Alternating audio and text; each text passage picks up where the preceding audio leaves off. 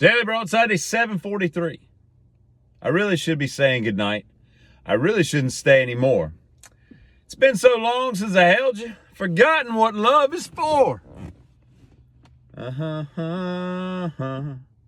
the double. I think I'm in trouble. So get this. Last night, I introduced my rising 15-year-old to the Friday the 13th series. We watched part 1 and part 2. Oh, I haven't seen these movies since I was probably in 7th or 8th grade, like legitimately. So we're talking like the 80s, right? They were so much worse than I thought, right? I thought at least like the surprise ending of the first one, spoiler alert, my mom does it, would kind of entice the first one to be okay, but it wasn't. It was a horrible movie, and so was the second one. Although I will say that Kevin Bacon, you could see that he was by far the best actor in that movie, and they killed him early on. They should have kept him as the star.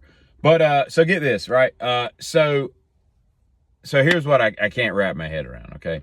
So the story is 1958, Jason, who is a child, is frolicking around the lake while his mom is a cook at the camp, right? She's in there, making some chili or something for the boys for lunch and the campers. And then he goes off, and because the camp counselors weren't watching him, they were out frolicking themselves, if you know what I'm saying.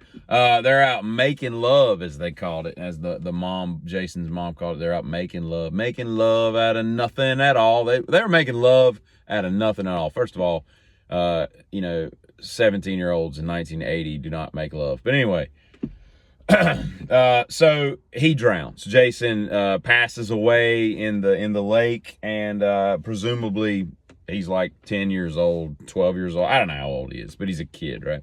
I mean, he could have been 5. I don't think they really say.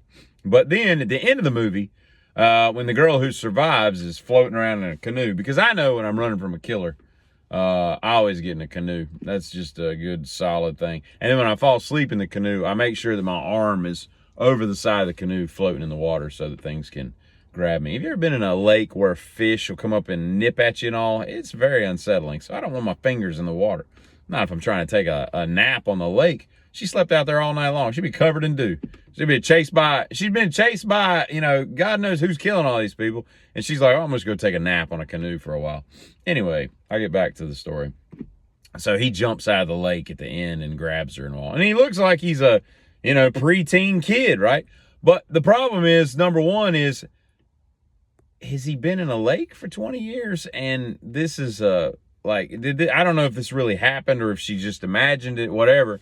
She ends up in a psych ward. And by the way, it looks to me like they roll her over on her side and they give her some injection in her back. I think they gave her an epidural, but then she sets up. I'm like, I don't understand. I thought epidural like numbs you from the waist down or whatever, but I could be wrong. I don't know why they gave her an epidural. She just was in a canoe. I mean, she took a nap in a canoe and was scared. Like, I don't think you give epidurals. Is that, nurse, get us an epidural? She spent the night in a canoe. I don't think that's the medical answer to that. If you're a nurse, let me know in the comments there. I could be wrong. But so anyway, so he jumps out of the canoe. I don't know if that really happened, but if it did, his head's all disfigured and he's covered in like moss. I don't understand. Like, that's not what happens when you drown. Like if you drown and somebody pulls you out 30 minutes later, you look normal. You're like a normal person. You haven't had time to bloat or, any kind of stage of water decomposition. It just doesn't happen that way.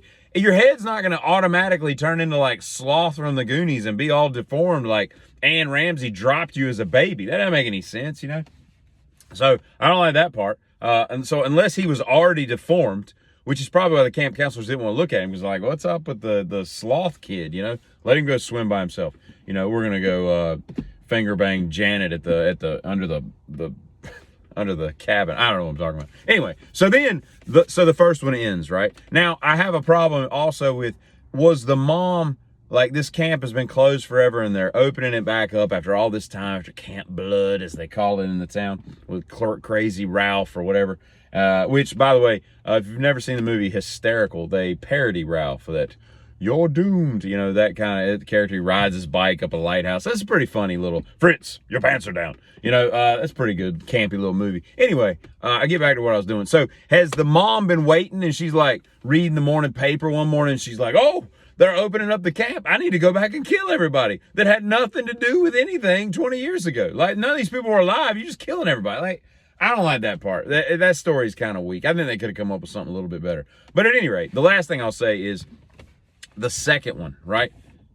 So he comes out, it's 5 years later, and now he looks like a full-grown man. And maybe if you cut 2 eye holes, of course, I don't think he's got but 1 eye, so I don't know. But anyway, none of the movies make sense. We're off to see part 3 and part 4 tonight. Here we go. I'll let you know later.